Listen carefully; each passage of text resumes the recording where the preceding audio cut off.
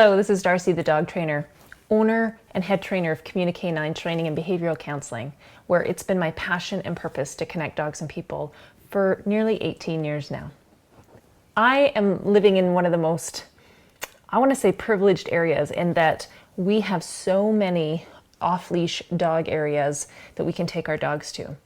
There's not a lot of other cities or regions that I know of that have as many accessible spaces for their dogs off leash as we have here on Vancouver Island. But one of the biggest problems that comes with having those spaces is that you get people who use them and play by their own rules. So today I want to share with you 5 simple things you can do that will make sure that we all get along and we can all use our spaces, our outdoor friendly off-leash dog walking spaces, to our advantage without getting in each other's way too much, and ensuring that we don't lose the privilege of using them and having them. So etiquette tip number 1. If you see somebody approaching you on the trail and their dog is on leash, that generally means one of 2 things. The dog is either not friendly to other dogs, or it just doesn't have a good recall and the owner wants to keep it safe.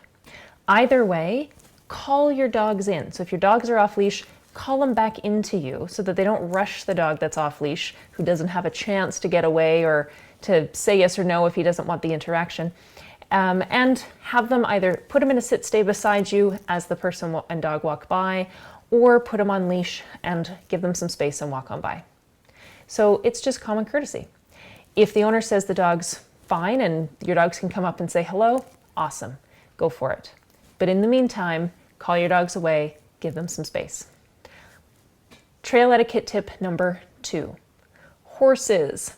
When you see horses coming, and I see horses a lot when I'm out walking with my dogs, again, call your dogs back in. Now, here's what I do. I take them off to the side of the trail and I put them in a sit-stay. And then I let the horses walk on by. So it's super easy. If my dogs happen to be at all nervous or stressed by the horses that are approaching, they're off to the side in a comfortable spot and not feeling threatened that the horses are coming right in their face.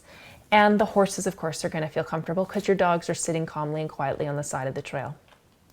If you aren't familiar with horses, or certainly if your dog isn't familiar with horses, all it takes is one kick from a horse and your dog is seriously injured or even dead. So it's not something that I play around with at all. Right from day one with my dogs, they're trained when we see a horse, we go off to the side of the trail, park them in a sit-stay. They just give me their attention. They might sniff the horses, air scent the horses as they go by, but everybody's cool. Trail etiquette tip number 3. If you've got the dog that's not friendly, keep him on a leash. If your dog is aggressive, have control of it. It shouldn't be running off leash, charging up to everybody, attacking them. Now, to be fair, every now and again, 2 dogs are just not going to get along. I'm not talking about that. I'm talking about you knowing your dog is going to go after any dog it goes by. Standing yelling at it is not controlling your dog. So put it on a leash, keep it under control, and walk on by the dogs that you see. And if you need some space, shout out to the people that are coming. Hey, my dog's not friendly. Can you give us a minute? Take your dog off to the side of the trail, let everybody else go by, and carry on. We can make this work, people. We can all get along here. Now, trail etiquette tip number 4. Pick up after your dog. I don't even know why I have to tell people this, but pick up after your dog. And no, pooping right on the side of the trail doesn't count as off the trail. Because of rule number 2, or etiquette rule number 2, I and a lot of other people I know step off the path to give people space sometimes when they're coming towards us.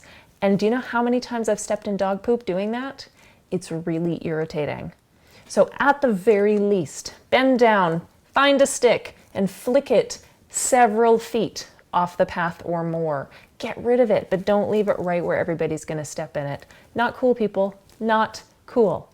And I don't care even if your dog eats a raw diet and their poop's gonna disintegrate.